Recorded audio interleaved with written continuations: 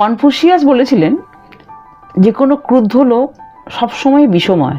টেক্সাসের এক ব্যবসায়ী প্রায় সবসময় ক্রুদ্ধ থাকতেন। বেশ কয়েক মাস আগে তার 34 জন কর্মচারীকে তিনি মোট $10,000 বড়দিনের বোনাস হিসেবে দিয়েছিলেন। প্রত্যেকে প্রায় $300 কাছাকাছি পেল। এজন্য কিন্তু কেউ তাকে ধন্যবাদও দেয়নি।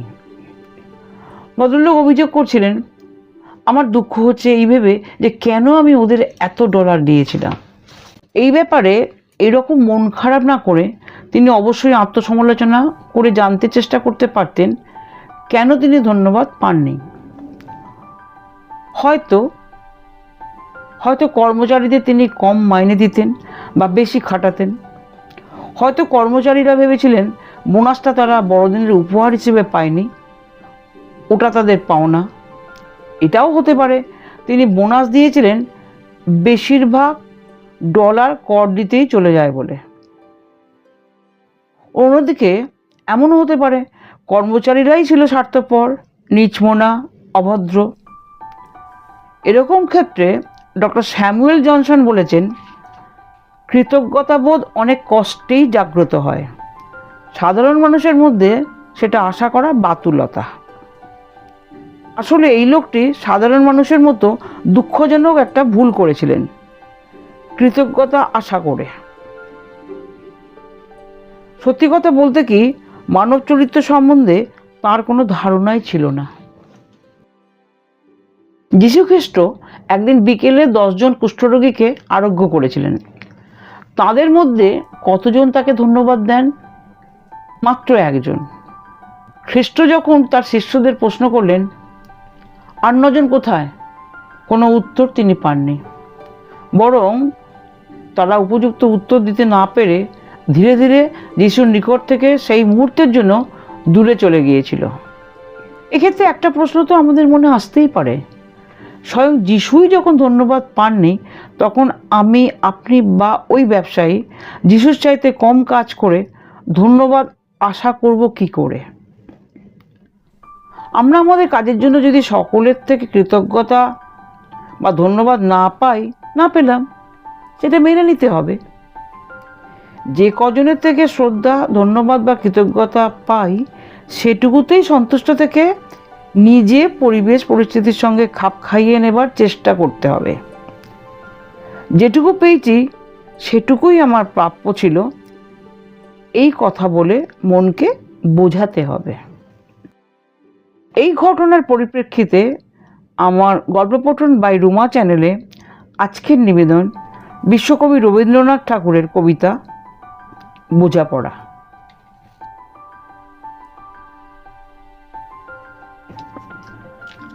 মনেরে আজ কহ যে, ভালো মন্দ যাহাই আসুক, সত্যের লও সহজে।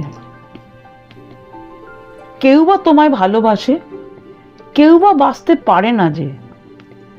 কেউ বিকিয়ে আছে, কেউ বা সিকি পয়সা ধারে না যে। কতকটা যে স্বভাব তাদের, কতকটা বা তোমারও ভাই, কতকটা এ ভবের গতি, সবার তরে নহে সবাই। তোমায় কতক ফাঁকি দেবে, তুমিও কতক দেবে ফাঁকি। তোমার ভোগে কতক পড়বে, পরের ভোগে থাকবে বাকি। মান্ধাতারি আমল থেকে চলে আসছে এমনি রকম, তোমারই কি এমন ভাগ্য, বাঁচিয়ে যাবে সকল জখম। মনেরে আজ কহ যে, ভালো মন্দ যাহাই আসুক, সত্যের লও সহজে।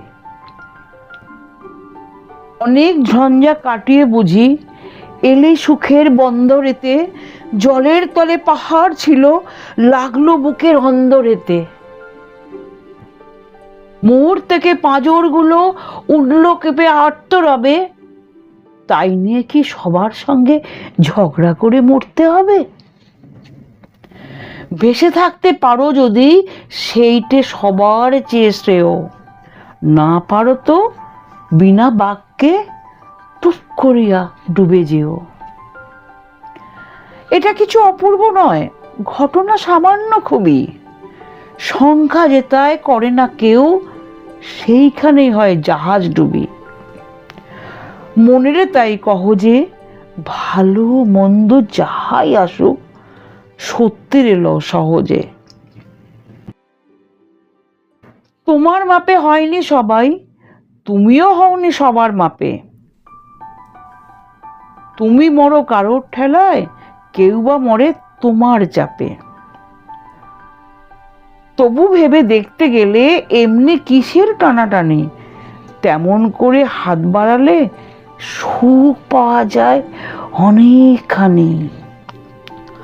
আকাশ তবু সুনীল থাকে, মধু ঠেকে ভোরের আলো। মরণ এলে হঠাৎ দেখি, মরার চেয়ে বাঁচাই ভালো। যাহার লাগি চক্ষু বুঝে বহিয়ে দিলাম অশ্রু সাগর, তাহারে বাদ দিয়েও দেখি বিশ্বভুবন মস্ত ডাগর। মনিরে তাই কহ যে, ভালো মন্দ যাহাই আসুক, সত্যের এলো সহজে।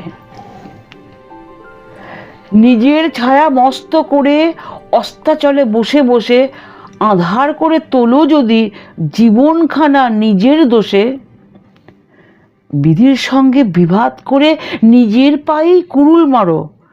দোহাই দোহাই তবে এ কার্যটা যত শীঘ্র পারো সারো। খুব খানিকটা কেঁদে কেটে অশ্রু ঢেলে ঘরা ঘরা মনের সঙ্গে একরকমে করে নে ভাই বোঝাপড়া। তাহার পরে আধার ঘরে প্রদীপখানি জ্বালিয়ে তোলো। ভুলে যা ভাই, ভুলে যা ভাই, কার সঙ্গে কতটুকুন তফাৎ হলো। মনেরে তাই কহ যে, ভালো মন্দ যাহাই আসুক, সত্যের এলো সহজে। মনেরে তাই কহ যে, ভালো মন্দ যাহাই আসুক, সত্যের এলো সহজে। নমস্কার।